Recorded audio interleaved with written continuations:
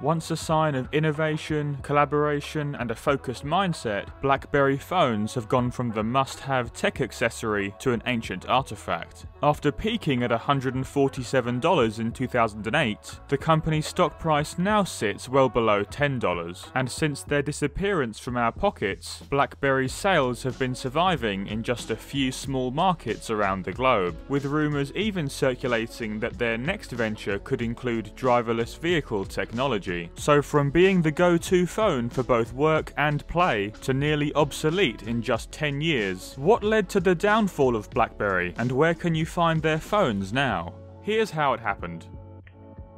BlackBerry's predecessor, Research in Motion, dates back over 30 years, and began to make a name for itself in 1996, selling pagers like the interactive Pager 900, offering new features like two-way communication and read receipts. The very first BlackBerry, the 850, was itself a pager, named after the keyboard's resemblance to the skin of the fruit that shares the name. It provided a thumb wheel to the right of the screen, and of course the QWERTY keyboard that we've come to know today. The device was the first clear evidence that BlackBerry's future was in enterprise solutions, and so what followed was their first device with an integrated phone in 2002, the 6710. Newer models were then released, offering a colour screen, Bluetooth, and a design that was getting slimmer and more portable as the technology improved. But BlackBerry's most competitive advantage arrived in 2005, with the launch of BlackBerry Messenger, the company's proprietary instant messaging service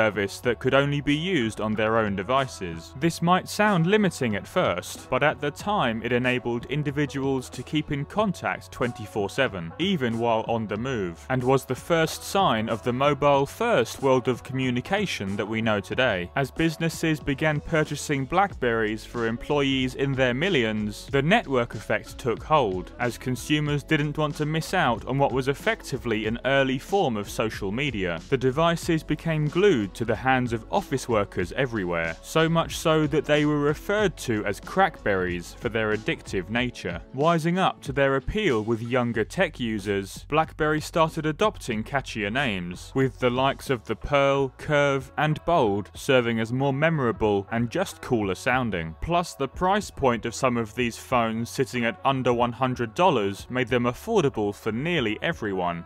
By 2009, 20% of all smartphones worldwide were BlackBerrys, and rival company Google was so desperate for a slice of the success that they devised a prototype that was mocked for being a BlackBerry lookalike, the Google Sooner. Even the newly appointed President of the United States, Barack Obama, insisted on keeping his BlackBerry while in office, something his staff tried to dissuade him from in order to protect the privacy of his data. So what's happened to BlackBerry in the last 10 years that sent the device's market share all the way down to zero? Well, the most obvious reason is the huge success of Android and Apple smartphones. The iPhone made its debut in 2007, and Android systems just a year later. But what set these phones apart was their focus on the everyday leisure consumer, not the corporate world. From an early stage, the likes of Apple, Samsung, and Google could see that phones were becoming multimedia hubs that could do anything, like holding a TV, games console, and MP3 player in your hand at the same time. Unfortunately, BlackBerry continued to emphasize its messaging capabilities, refusing to follow the tracks of its rivals. Attributes like security and keyboard use were not top of consumers' agenda, and by the time the BlackBerry Touch was launched in 2011, the company's first full touchscreen phone, Android and Apple were already several iterations in, and left too much ground to make up in their bid to make the most user-friendly device.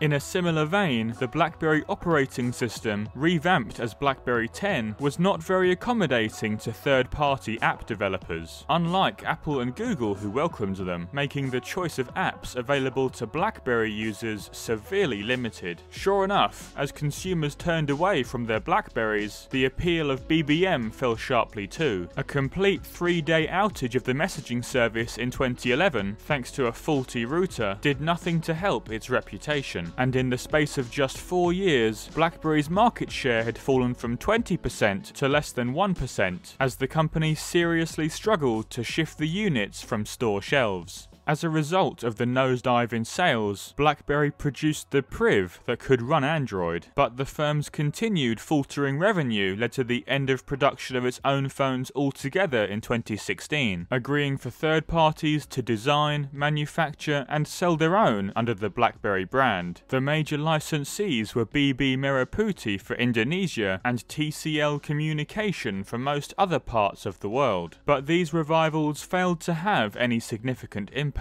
with the license passed on to Texas startup Onward Mobility in 2020. Most people are highly doubtful that any life can be breathed back into BlackBerry's dying brand, but maybe with its fresh leadership and refocus onto enterprise customers, the impossible might just come true.